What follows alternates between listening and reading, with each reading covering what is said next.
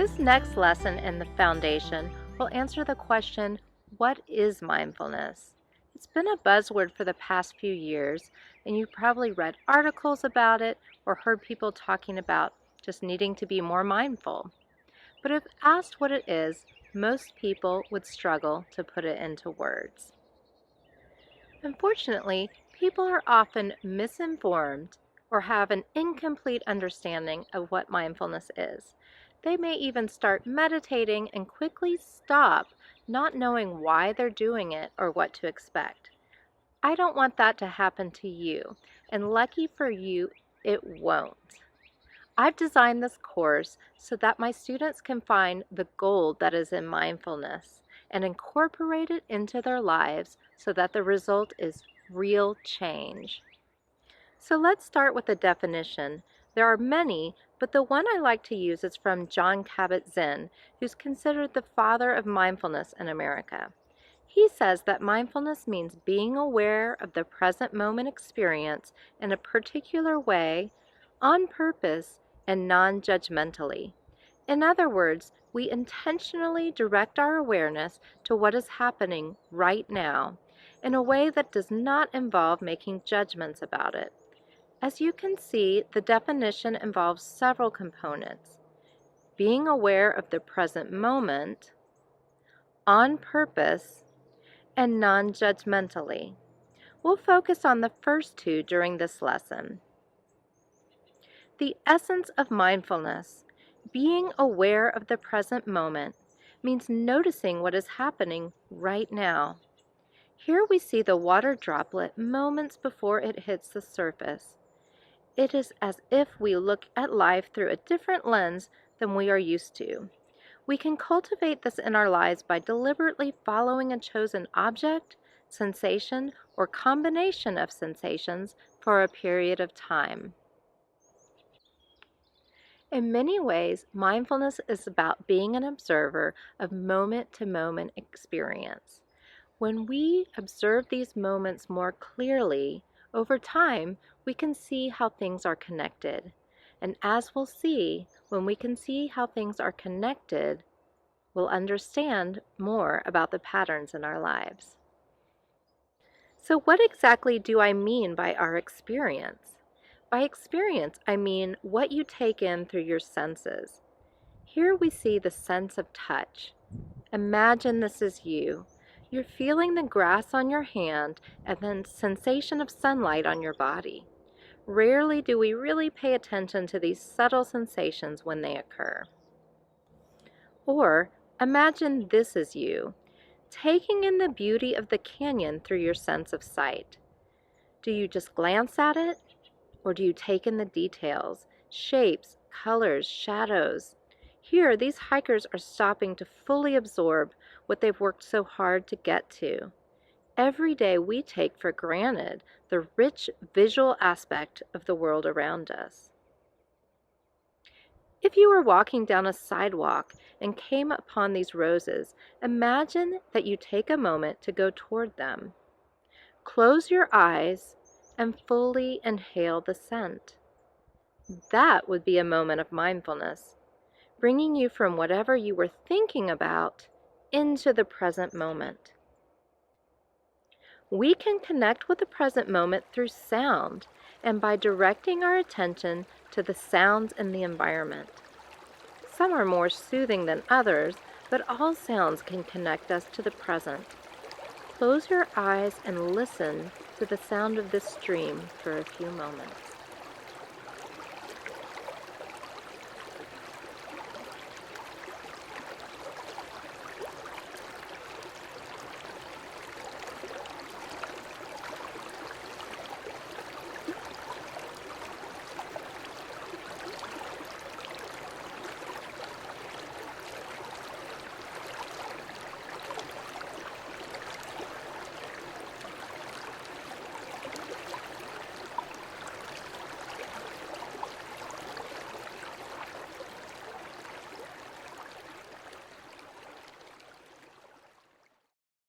The sense of taste is often neglected.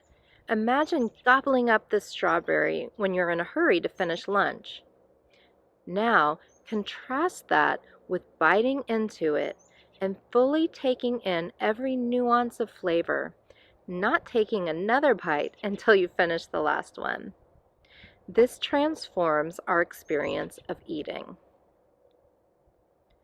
Finally, when speaking of mindfulness, we need to think of the mind as another sense organ. Our thoughts, memories, and images that we have are also part of our experience.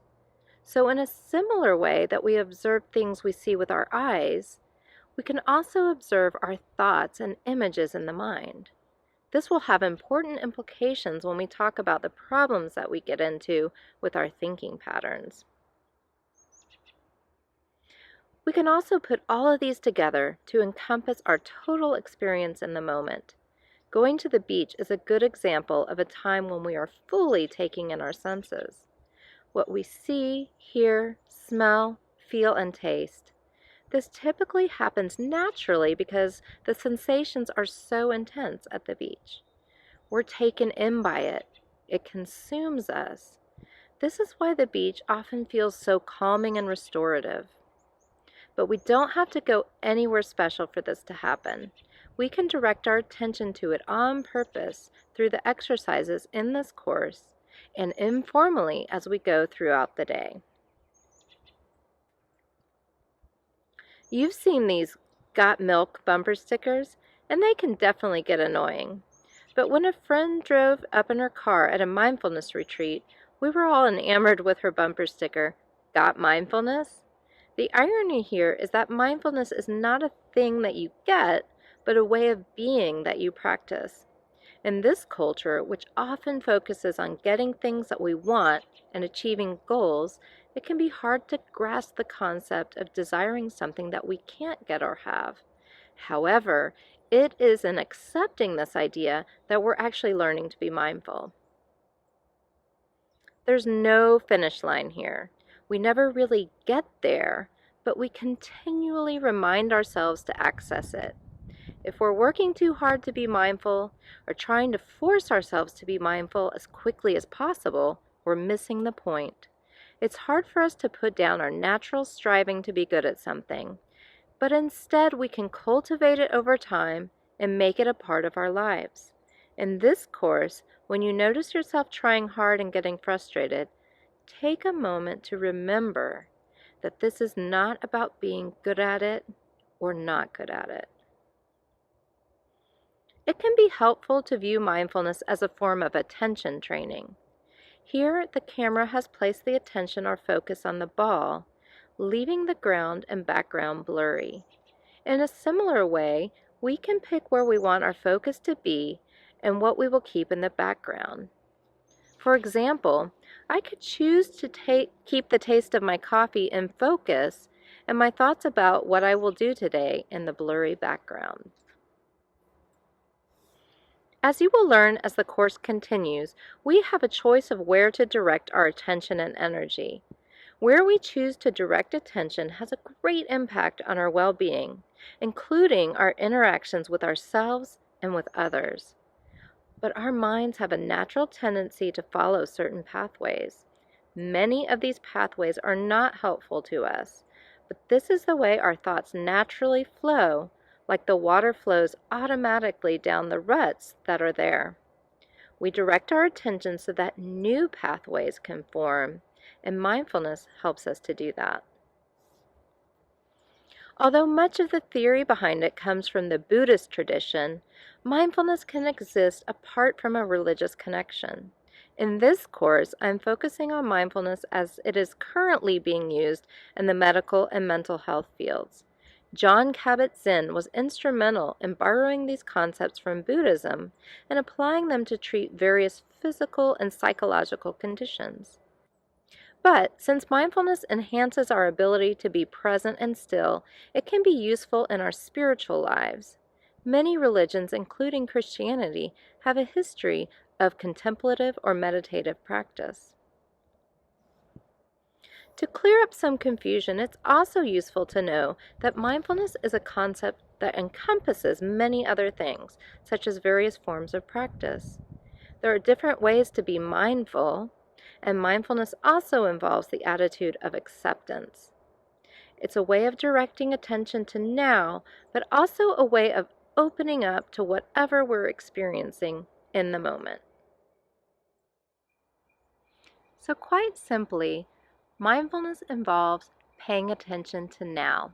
So start here, and as you practice this way of being, over time, you will see more clearly how moments are connected.